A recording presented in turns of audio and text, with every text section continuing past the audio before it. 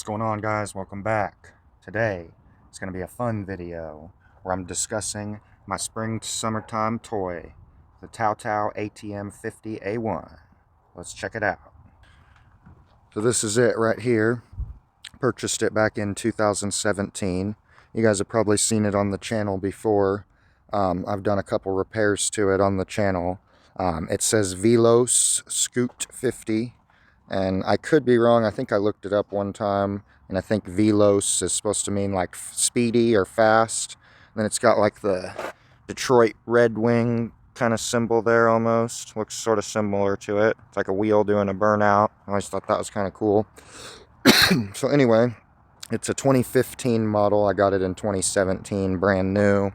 And I got it from a guy out of Joplin, Missouri, Scooter Dave. They got a shop down there, and the guy actually delivered it free of charge.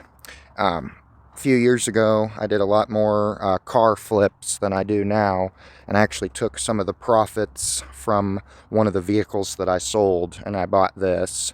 I got it for $700. It was $650 plus $50 for tax. Brand new, and I got to choose the color and everything. It comes with a 50cc engine.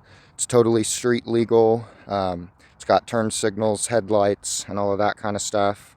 And no license, or at least no motorcycle license required in order to ride it. Also, no insurance required. Basically, if you have a driver's license, you can get on this thing and ride it down the street, at least in the state of Missouri.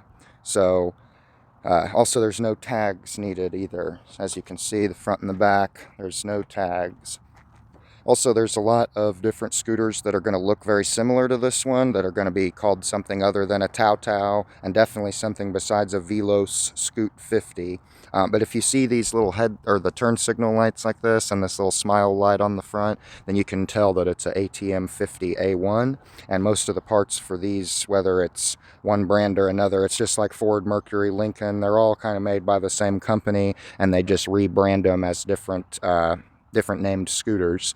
But anyway, getting on into it, this is the engine, and like I said, it started as a 49cc, but I have switched it to a 72cc because I've put a big bore kit in it. And if you're going to buy one of these, I would definitely recommend doing that if you are mechanically inclined, because it made this thing a hell of a lot faster, and it's super fun to ride now. As you can see, there's a hole in the transmission case there, and that's because I've taken my kickstart out.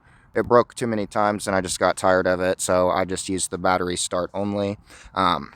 So this whole area inside here, there's going to be two pulleys, one inside, or one in the front, one in the back, and that's your transmission. There's a belt that goes around, and it's a CVT style transmission. So it's one speed, but there's like high range and low range. So you can kind of not really feel a shift, but kinda. It just depends. I've done some transmission upgrades as well. I've changed the springs in the rear pulley, which is the clutch. And I've replaced the belt just because I needed to. And I did a couple other minor improvements inside the transmission. And then back inside here, I know it's kind of hard to tell, but there is actually a small differential in here that runs the wheel, and there is fluid inside there. And then there's your rear brake adjustment. The rear brake is cable driven, and the front brake is hydraulic. The brake fluid, yeah, this is your front brake right here, and the brake fluid reservoir is under this. And then of course the other side is hydraulic, or cable driven rather. And the dash area, if you will, is what it looks like here. Mine is sitting at about 8,900 kilometers, because these are Chinese made, so they are in kilometers. You can see that the smaller set of gauges, or numbers rather, in the middle is for miles, and the outside is for kilometers. It's like reversed of what you would see on an American vehicle. So, also have a couple little upgrades here. Of course, the windshield did not come on it to begin with. Major improvement. And then, of course, we've got the heated grips.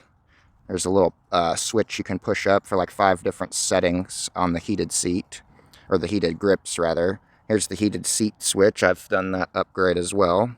And then I've added a headlight switch to enable me to turn the headlights off, because these have the headlight on when the engine's running, the way that they're wired up.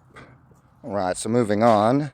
We actually got a fair amount of storage on this bad boy also. You can lift up the seat. It does have a lockable seat. Definitely a fair amount of space in here. I just keep a little toolkit, some brake cleaner, aka starter fluid, just in case. I pour some fuel injector cleaner in the gas tank when I fill up every once in a while, just to keep that carburetor clean. I keep an extra belt handy just in case. Some water just in case you get thirsty or in case something catches on fire. Got some gloves in here in case it gets cold, and I got another bag of tools here with some wrenches and stuff like that in it. That's pretty much it in there. And then they don't all come with one. This is actually the second trunk that I've had on this one. Dang. The first one I broke because I tried to go under something that I shouldn't have gone under, and it blew the trunk off. This one's a little smaller than the one I had originally, but in here I keep my big Bluetooth speaker so you can listen to your jams while you're riding, some motorcycle jumper cables, and a little beanie in case my head gets cold.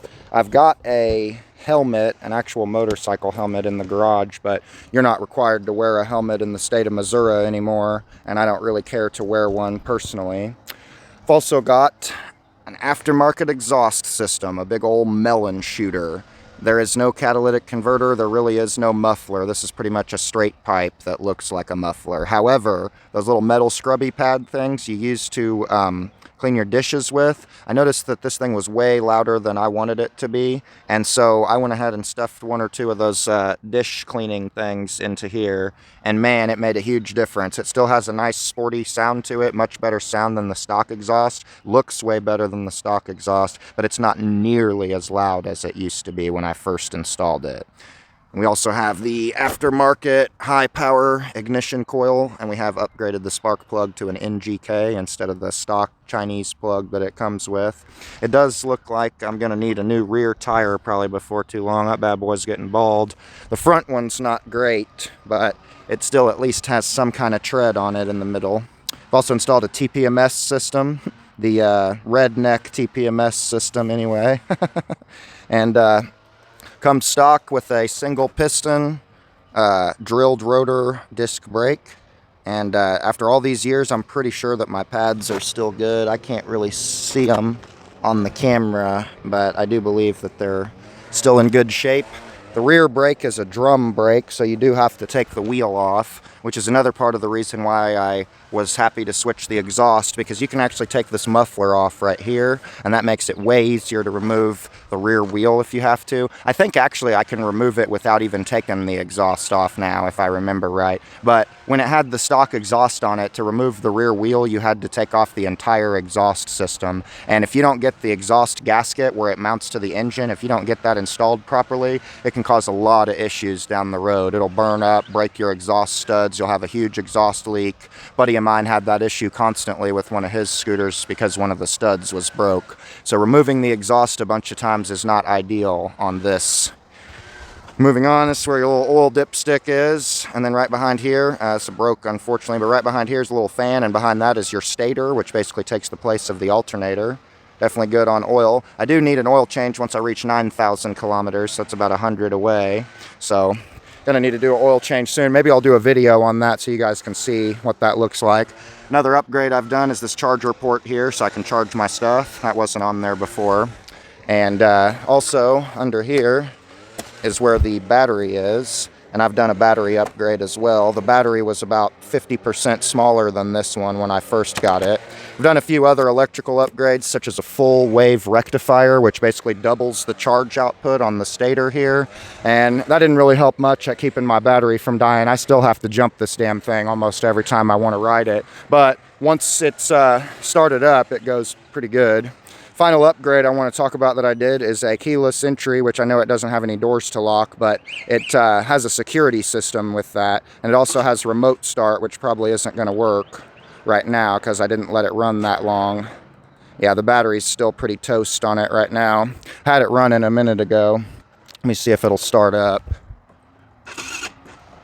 Nah, it's going to need a jump again. We'll do that. We got a jump box hooked up on this bad boy. We'll see if she'll start now. Very nice. Listen to that exhaust.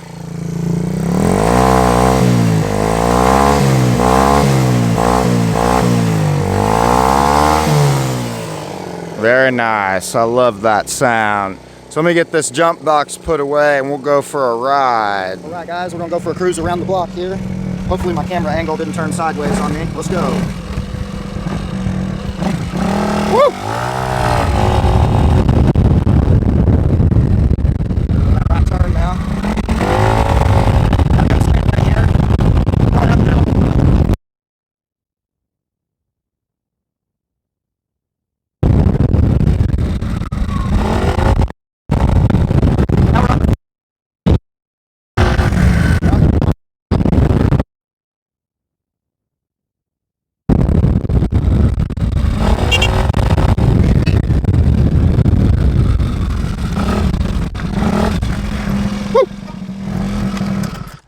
Alright, and that was a tour of my 50cc Tao ATM50-A1. Hope you all enjoyed. It's definitely been a fun little toy for me to have over the last few years to relieve some stress, just go out, cruise around with your boys.